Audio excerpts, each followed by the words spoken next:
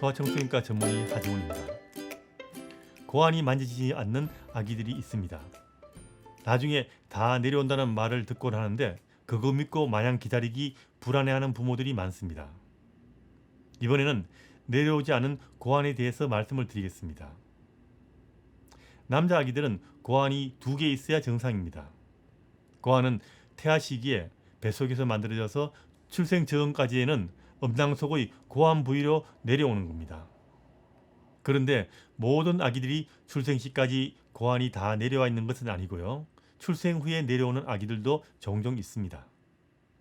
정상으로 태어난 아기의 5% 정도는 출생 시까지 고환이 내려와 있지 않는데 미숙아나 저체중아로 태어난 경우는 30%까지 고환이 내려와 있지 않습니다. 이렇게 고환이 출생 시까지 내려오지 않는 것을 잠복 고환이라고 말을 합니다.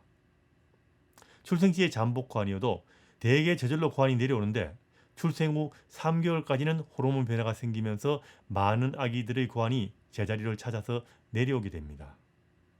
고환은 2개인데 둘 중에 1개만 내려오지 않는 경우도 있고 둘 다 내려오지 않는 경우도 있습니다. 한쪽만 내려오지 않는 경우도 둘 다 내려오지 않는 것만큼 문제가 됩니다.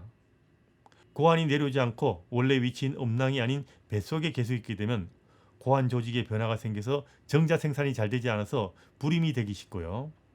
나중에 고환에서 암이 발생할 확률이 확 증가되기 때문에 계속 내려오지 않는 경우는 수술을 해서 교정을 해줘야 됩니다. 그리고 간혹 내려왔다 올라왔다는 고환도 있는데 이런 경우는 꾸준히 관찰해서 전문가의 진찰을 받고 수술 여부를 결정해야 됩니다. 출생 시에 음낭에 고환이 1개든 2개든 내려와 있지 않는 것을 발견한 경우는 어떻게 해야 될까요? 그런 경우는 접종할 때 소아청소년과 의사에게 말하고 일단 기다립니다. 이거는 출생한 후에 첫 번째 접종할 때 이야기입니다. 만일 6개월 접종할 때까지 고환이 내려오지 않을 때는 저절로 내려오지 않는 경우가 많기 때문에 이때는 6개월 접종할 때 소아청소년과 의사에게 고환이 내려와 있지 않는 것에 대해서 꼭 말씀을 드려야 됩니다. 이후에는 저절로 고환이 내려오는 가능성이 아주 낮기 때문에 늦어도 1년 내에는 수술을 하는 것이 일반적입니다. 전문가가 보고 필요하다고 판단되는 경우는 더 일찍 수술하기도 합니다. 예전에는 좀 다른 치료도 했죠. 호르몬을 사용해서 약물을 투입해서 고환을 내려오게 하는 치료도 했지만 이제는 그런 것이 별 효과가 없기 때문에 별로 권장되지 않고 있습니다.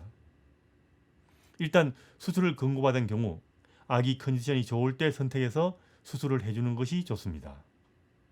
어린 아기 수술하기가 안타깝다고 수술을 자꾸 미뤄서는 좀 곤란합니다. 수술 시기가 늦어지면 잊어먹는 수도 있고요. 그러다가 수술이 너무 늦어지는 경우는 나중에 수술을 해서 고환의 위치를 제대로 잡아주더라도 불임의 가능성이 높아지기 때문에 제때 수술하는 것이 중요합니다. 수술을 하지 않으면 고환이 내려오는 길로 탈장이 생길 수도 있기 때문에 이 점도 고려해 넣어야 됩니다. 수술은 그 자체는 별로 어렵지 않기 때문에 너무 걱정하지 않으셔도 됩니다. 출생 시에는 고환이 내려와 있지만 나중에 도로 올라가는 경우도 있습니다.